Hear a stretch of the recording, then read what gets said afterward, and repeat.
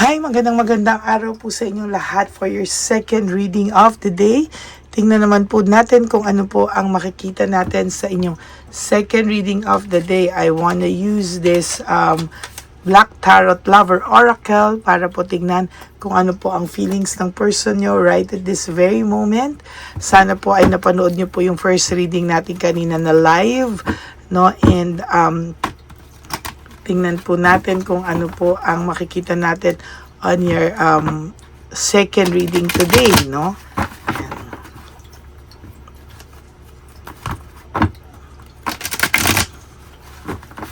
I'll do a random card reading para po malaman natin kung ano po ang feelings ng person nyo right at this very moment.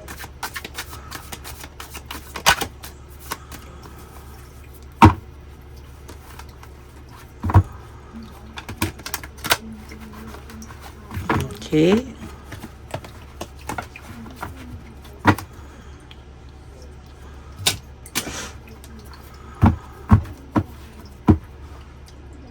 So, tingnan po natin ngayon kung ano po ang makikita natin. Ayan.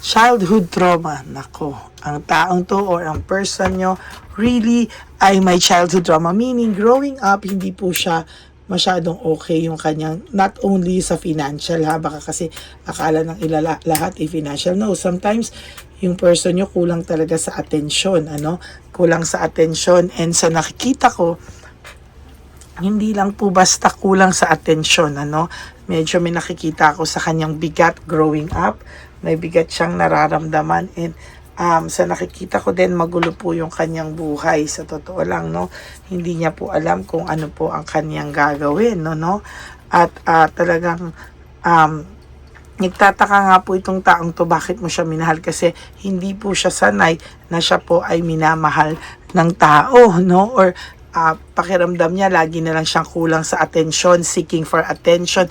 Itong taong to na minahal mo na ay marami pa po siyang mga sa loobin na hindi niya po alam. I need to figure myself out, Sa tingin ko, sa nakikita ko din ay marami pong bagay na sa kanya ngayon, bigat lalo ng kanyang kalooban, marami po siyang bagay na ginawa na lalo na po paggabi naaalala niya, maybe sa iyo din, naalala niya po lahat ng ginawa niya sa iyo, and bumabalik po sa kanya yung konsensya or lahat ng masasaklap na ginawa niyo sa iyo pagkagabi pag siya po ay mag-isa na lamang natutulog, Sabi niya hindi niya daw po masabi sa iyo yung totoong laman ng puso't isipan niya, Parang ang pakiramdam po niya, hindi niya masabi sa iyo lahat ng nasa sa loob niya, na minsan gusto niyang sabihin sa iyo, maging tapat sa iyo, pero alam niya kasi hindi ka na maniniwala dahil sa totoo lang, hindi sa medyo lang, talagang naging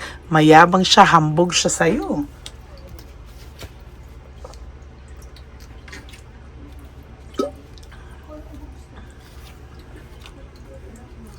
Sabi niya po, I wish I could be a different person.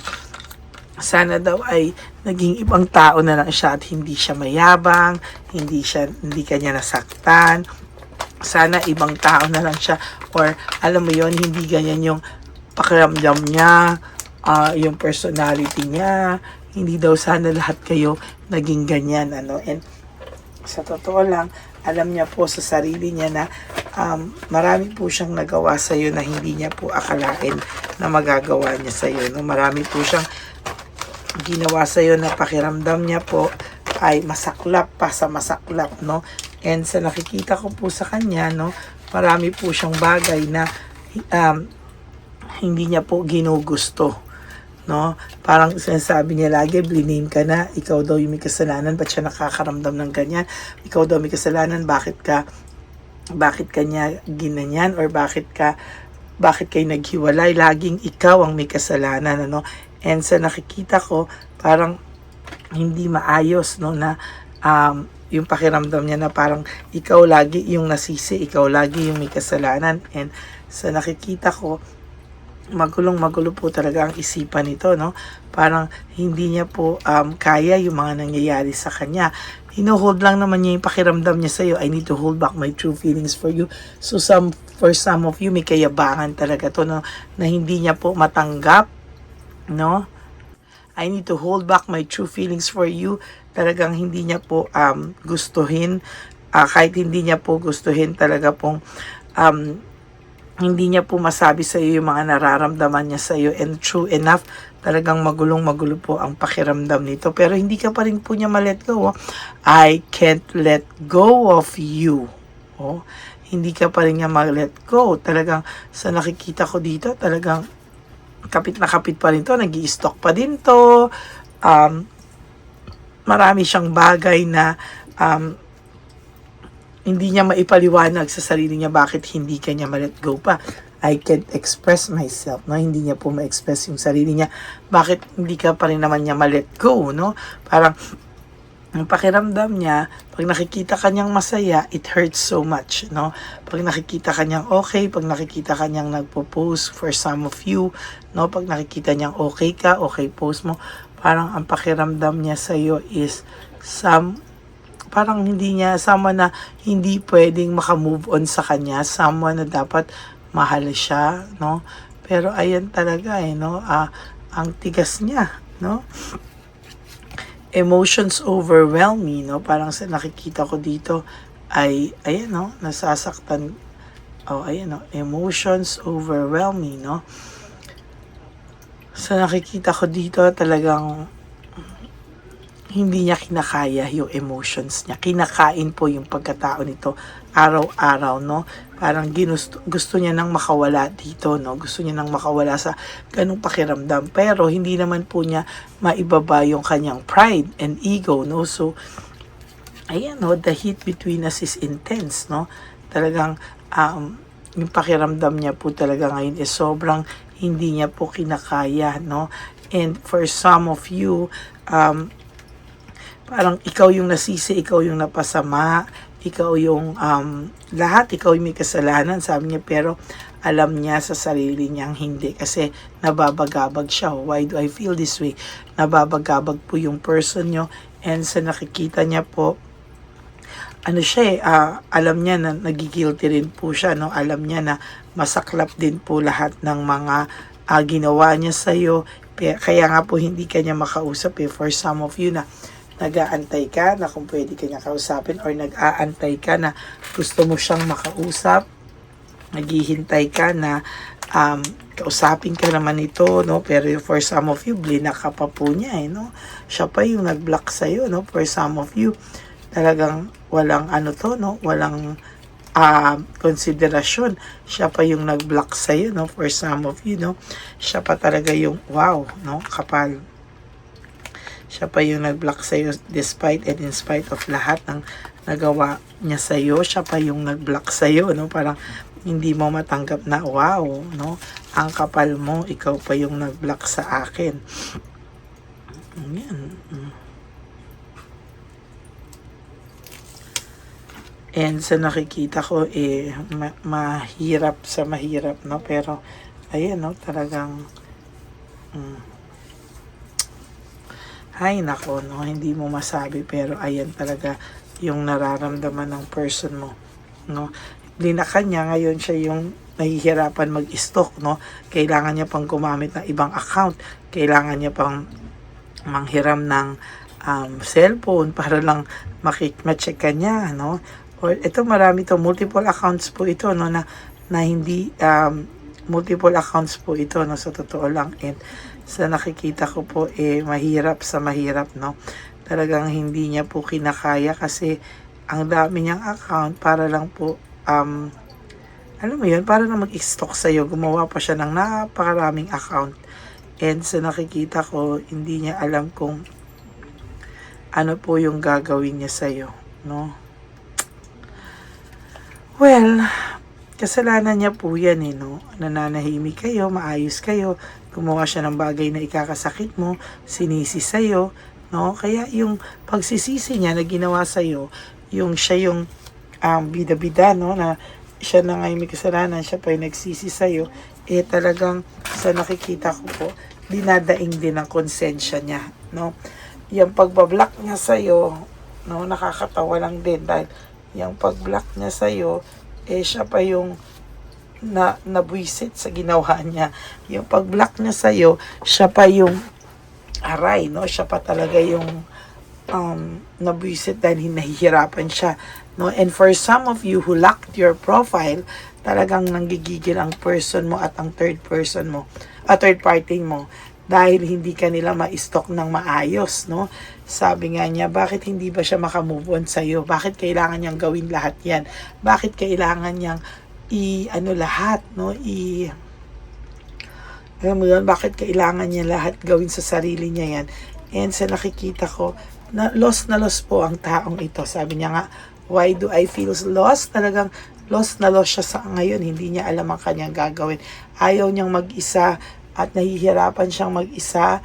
Pero ayan, patuloy pa rin siyang gumagawa ng ganyan sa ibang tao na alam mo yun, wala siyang accountability. Pag siya yung nakakasakit, wala po siyang accountability. Pero sabi niya, you are so different from everyone around me, no? So, talagang nakikita mo yan, ano? You are so different. Ibang-iba ka pa rin daw sa lahat ng mga tao sa paligid niya, no? Kaso, yun nga, no? Hindi kanya pinahalagahan. And I think, no, doon siya nahihirapan kasi alam niya na iba ka sa lahat, pero inaksaya kanya, sinayang kanya, yung pagkatao mo sinayang niya. Kaya ngayon meron po siyang regrets and resentment, pero hindi, dahil po sa taas ng pride niya, hindi ka po niya makausap, hindi ka po niya maharap, kaya po siya lost na lost. Parang feeling niya ligaw na ligaw siya sa mundo niya at wala siyang direction. Yan po ang inyong second reading of the day. I hope na naka-resonate po kayo, and if you do, can you please give me a like and comment down below para alam nyo naman po kung ano po ang inyong feelings right at this very moment. Okay? So, ayan po ang inyong second reading of the day. So, ako po ay baka ilang araw po akong hindi makapag-video dito, but I'll try to pre-record this hanggang mamayang gabi, hanggang third reading, no, para po tomorrow, kasi ako po ay nasa ibang lugar dahil po meron po akong work na haharapin doon. So, magbibigay pa rin po naman ako sa inyo kahit nasa Anglopalo po ako. That I promise you. Okay? So, maraming salamat po sa inyong lahat, to all my ever solid, loyal, and faithful Lady Elena family. I love you all from the bottom of my heart. And for those of you who wants to talk to me, who wants to know if this reading is really for you, and who wants to have a private reading with me, you may message me po at Lady Lee Elena. That's Ladyly Elena. Nasa dulo po yan ng ating video. Diyan nyo lang po ako makokontakt. That is my only official and legit FB and Messenger account. Ha? Yan po ang Lady Lee Elena. And for those of you who would like to donate for our One Love a Day, no, ayan po, no, diyan nyo lang din po ako makokontak. Okay? Always remember that life is so short. Don't make it shorter by stressing yourself from all the pains and heartaches na binigay sa inyo ng kahapon. Just surrender everything to the divine universe and just let go and let God write your life and love story. Ako po ay magbabalik para sa ating third reading of the day. Huwag po kayong malungkot. Stay safe, stay dry. Kung hindi naman kinakailangan, huwag na po kayong umalis. Para maging safe lang po kayong lahat. God bless you all, and I love you all, and I'll see you again on my next reading. Bye!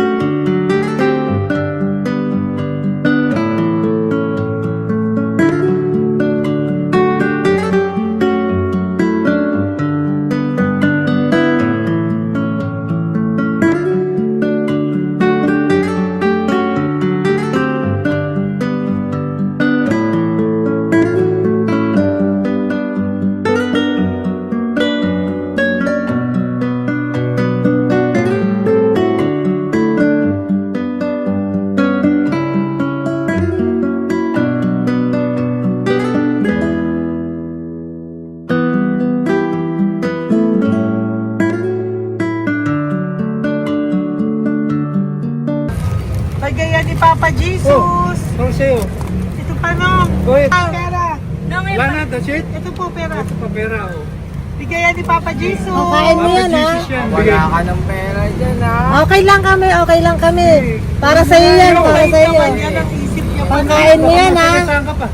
Bye-bye! Yung pagkain mo kunin. Nga po to. Bakit? Lagay mo lang po dito. Pati po. Taga po, may bibigay lang po kami sa'yo. Bigay po ni Papa Jesus. Yan, para po sa'yo yan. Ingat po.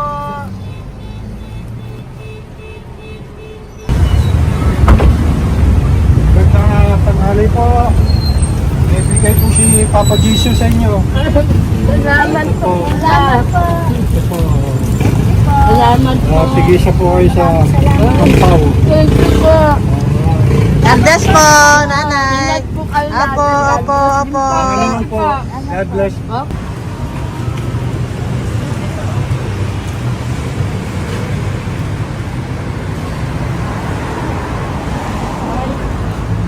Bigay po ni Papa Jesus sa inyo.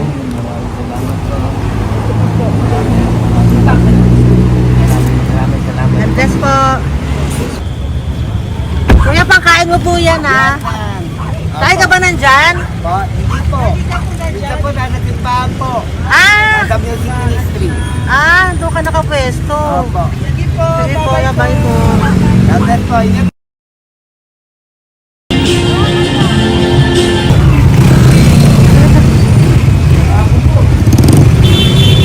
Pabigay po ni Papa Jesus.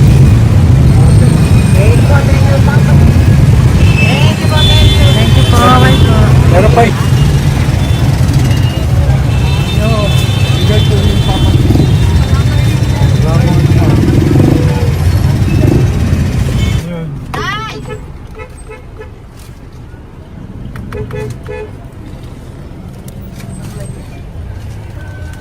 Good. Tay, para sa'yo po, bigay po ni Papa Jesus. Papa Jesus, eh. Tay, bye-bye. God bless po, God bless.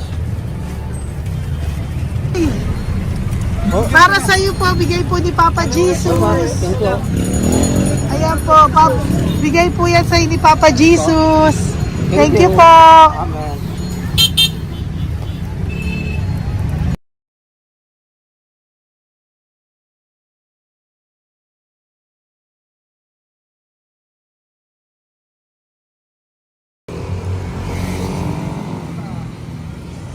Bigay ni Papa Jesus.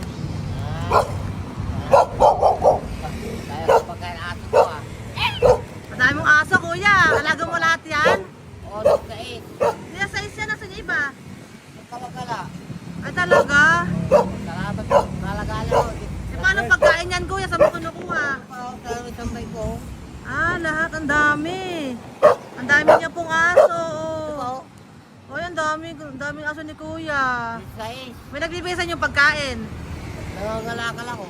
Okay po. Tapos, Hayaan mo kuya, pag nadaan ako, bibigyan kita ng dog food dito, ha? oo. Dito ka lang ba lagi? Dito ako natutulog. Okay po, sige. Okay po. Marami din akong aso sa bahay, eh. Salamat po. Okay po. Isa. Kuya, pangkain mo yan, kuya.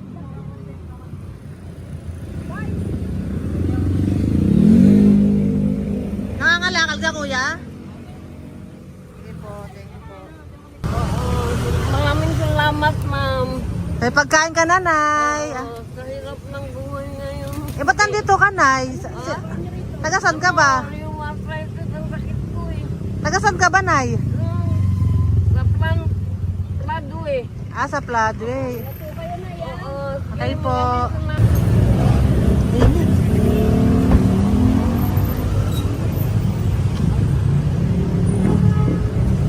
Nay! Bibigay ako sa'yo. Natandaan mo na ako. Ito. Hapon po. Pabigay Si po. tatay. Si tatay. Thank you, Nay. Habay po.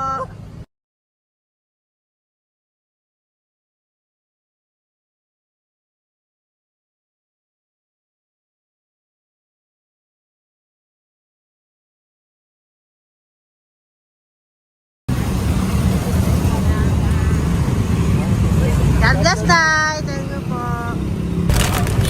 Pabigay po. Ay, bigay po ni Papa Jesus. Salamat po. Bigay po ni Papa Salamat Jesus. po, Ito ate. po, oh. Salamat po. Bigay po ni Papa Jesus. Ito pa po. Salamat po, tay. Salamat po, tita. Bye-bye po. Maraming po salamat. Kayo, ate. Opo, ingat po kayo. Taga saan po kayo? Taga Tayabas, Quezon po kami. Mga aita po kami sa Quezon, mga katutubo. Sige, ingat po. God bless.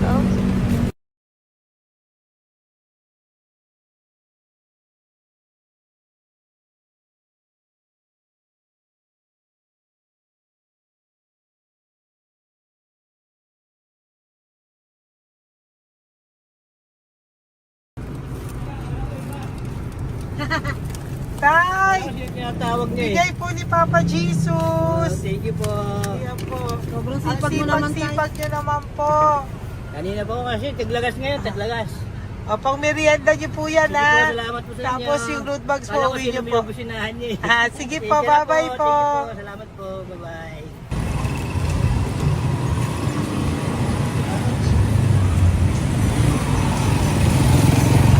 Brother!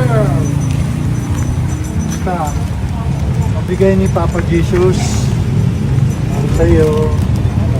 Ang kaya mo yan. Ba't hindi ka makatayo? Na ano ka? Okay. Sige, bye-bye. Hello po. Tama. Para sa inyo po, bigay ni Papa Jesus. Thank you very much. Sige po, bye-bye po. God bless you. Tay, magandang hapon po. Bigay po ni Papa Jesus. Ito pa po, Tay. Para sa inyo po. Bye-bye po.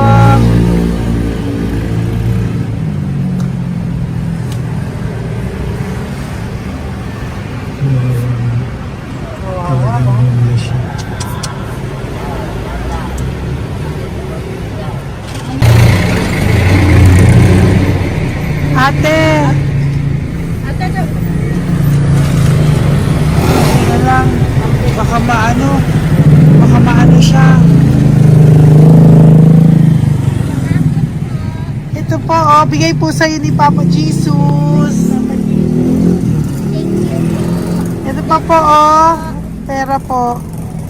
God bless po. Okay. Taga saan ka po? Sige, ingat ka po,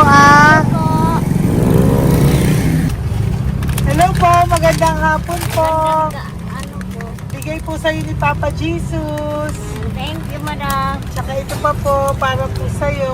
Salamat. Thank you po, ingat po. Thank you, ma'am. Sige po. Salamat. Akala ko, ma'am, bibili. Ay, hindi po, para sa'yo po yan. Bye-bye Thank you, po. ma'am.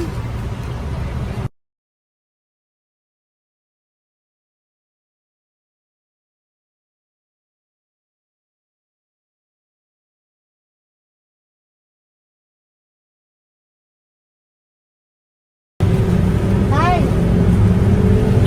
Hirap na hirap. bibigay po ako ng uso. Hirap Dito siya. po tayo, dito sa kabila. Hindi mo siya lies pa yan. Kawawa naman. Tay, magandang araw po. Oh Lord. Bigay po ni Papa Jesus. Tay, ito po, ano, pandagdag po. Dagdag po. Bigay po ni Papa Jesus. Thank you po. Thank you po, Kawawa tay. naman. Diyos ko, hindi na siya makaano. Ano? Dapat may tatawagin lahat. Ano kami yun, nanginginig ko lang. Siyempre, ang bigat niya.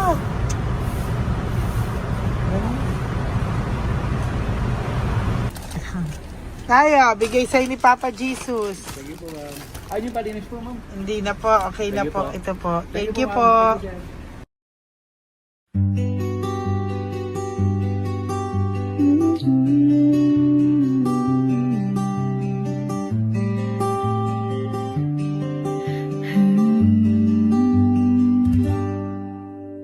Nasa panahon ako ng kalungkutan, panahon na hindi ko alam ang gagawin.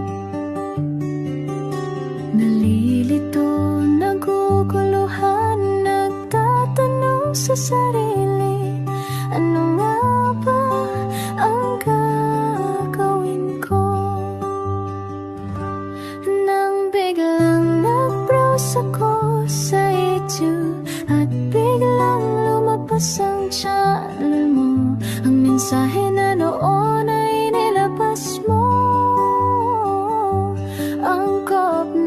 Angkop sa nadarama ko. Unang beses lang dumaan ang channel mo sa browser ko. Hindi ako nagdalawang isip na hanapin ang Facebook account mo at mag-message sa'yo. Agad ka naman sumagot sa mensahe ko.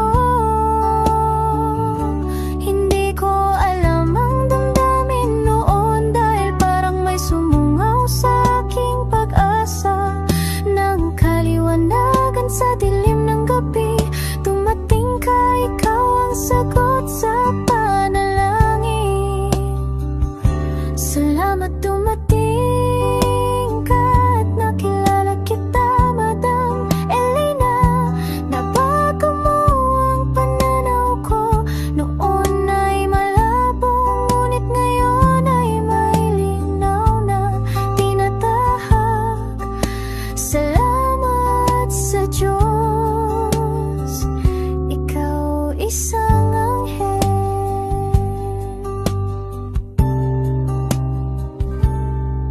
na inihulog sa lupa upang kami ay tulungan na magkaroon ng linaw sa buhay. Pinadaan sa'yo ang mensahe na nais iparating ng ating lumikha. Salamat sa buhay.